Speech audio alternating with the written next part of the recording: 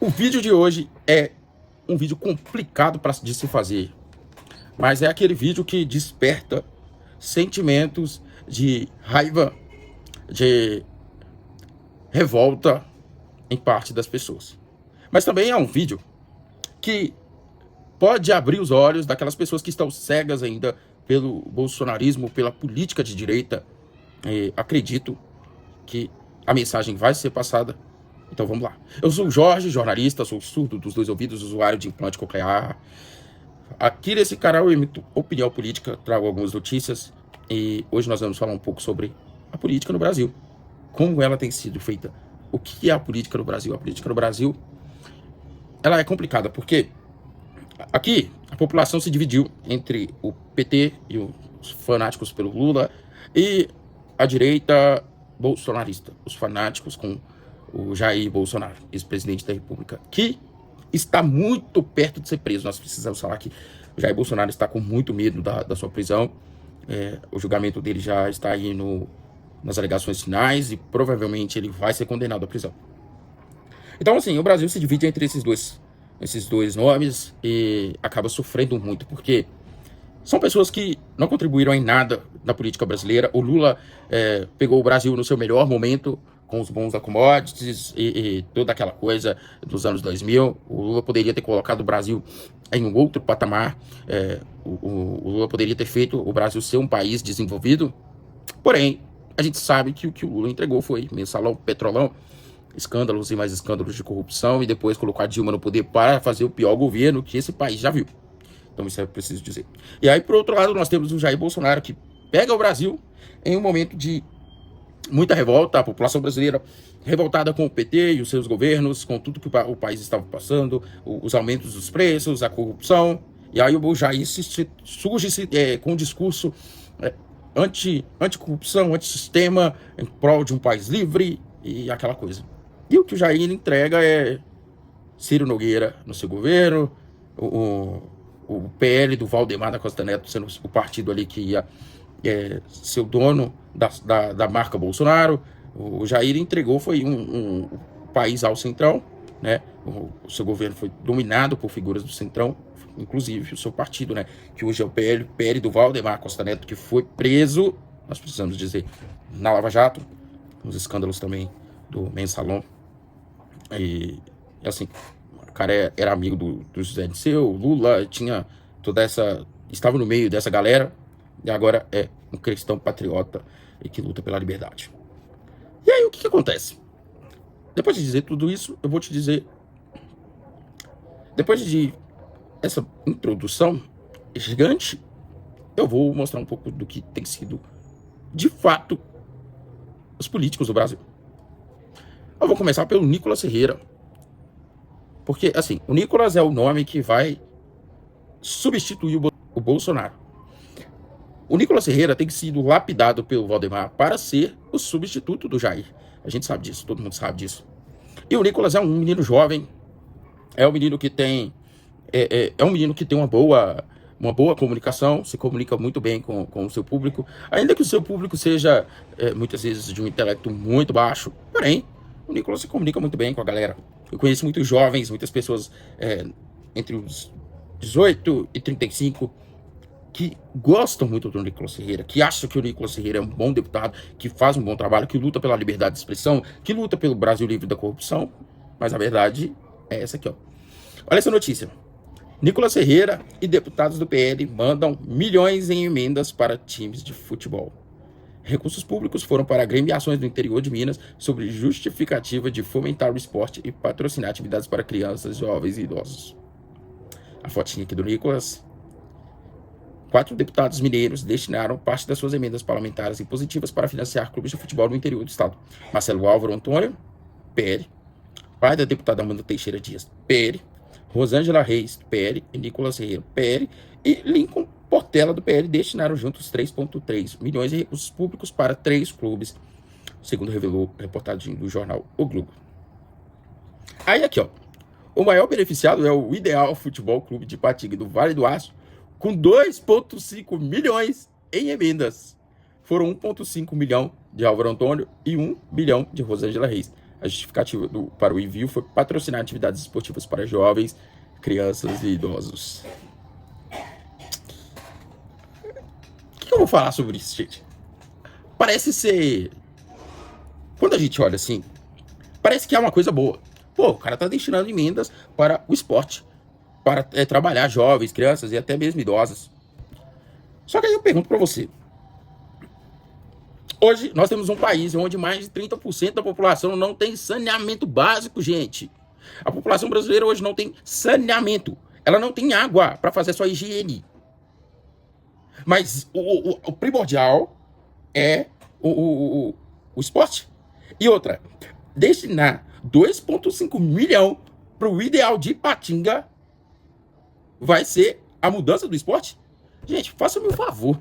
Quem acredita que isso daqui está sendo uma ação boa é a pessoa que acredita que colocar a lanterna virada para o céu vai acontecer, vai resolver o problema do Brasil e os alienígenas vão fazer intervenção e acabar com a Suprema Corte. Porque, pelo amor de Deus, gente. E outra coisa, 2,5 milhões para o ideal. Eu vou dar só um exemplo aqui. Na cidade de Betim, hoje, está o Betim Futebol Clube, que disputou a primeira divisão do Campeonato Mineiro. Certo? O Betim.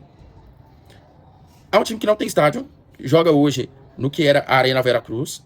É um estádio municipal, né? A prefeitura, o governo fizeram a obra e colocaram lá. Hoje o Betim tem toda a estrutura. Aparenta ser o estádio do Betim, tem a sua estrutura, mas ainda é uma estrutura muito inferior em comparação ao Cruzeiro, ao Atlético, ao América.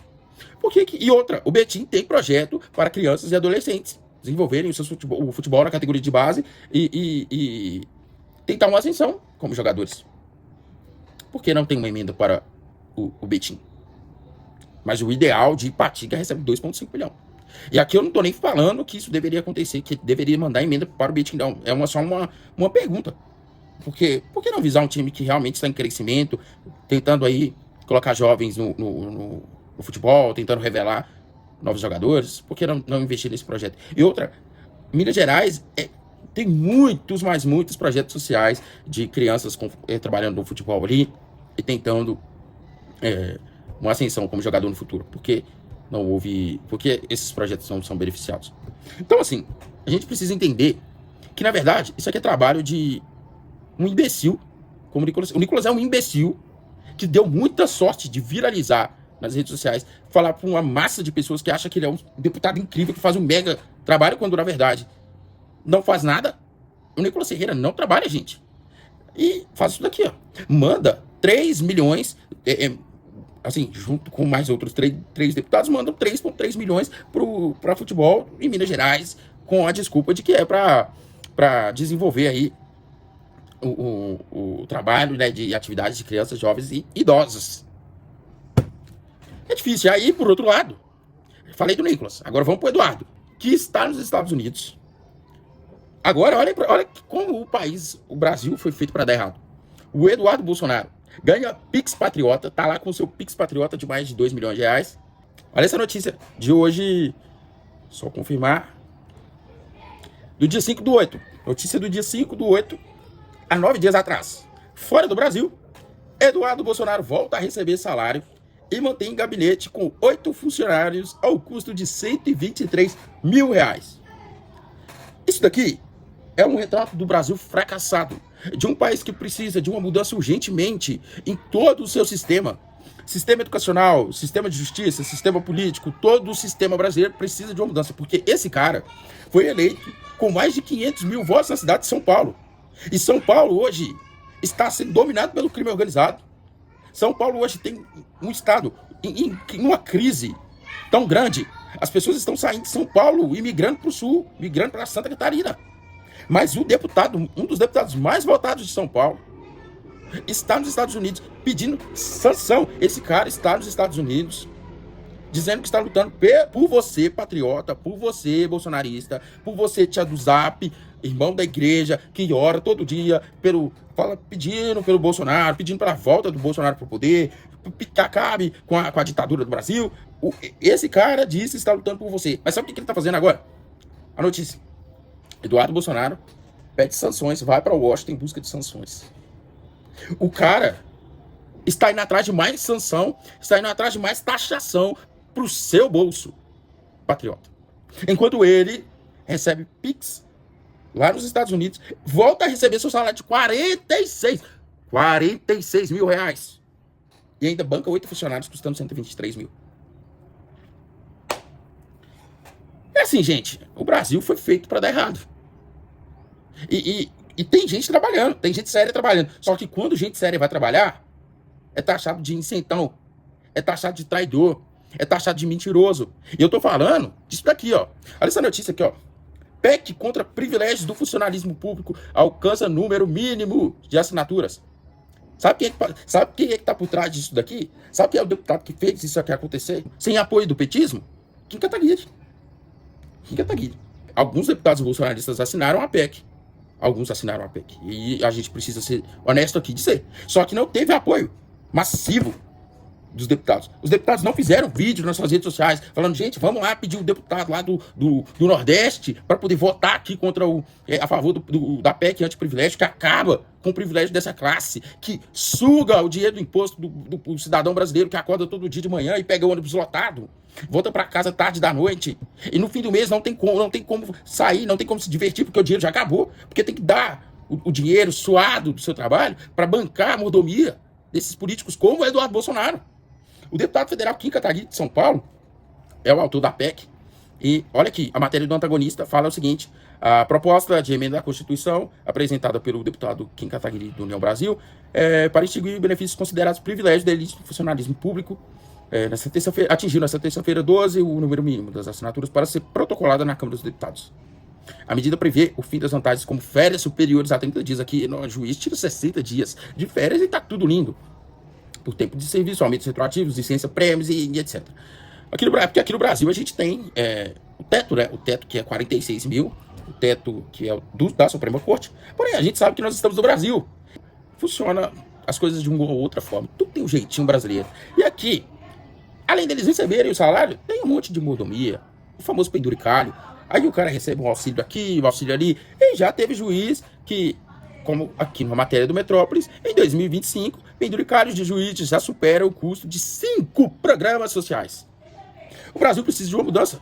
E quem tá lutando é chamado de mentiroso, de traidor, de isentão. A gente precisa parar de acreditar. Esse vídeo é um vídeo que é para você, bolsonarista, que acredita no Eduardo Bolsonaro lutando pela pátria lá nos Estados Unidos, na verdade, pedindo mais taxação para o seu bolso, e Nicolas Ferreira mandando emenda parlamentar para o time do interior de Minas.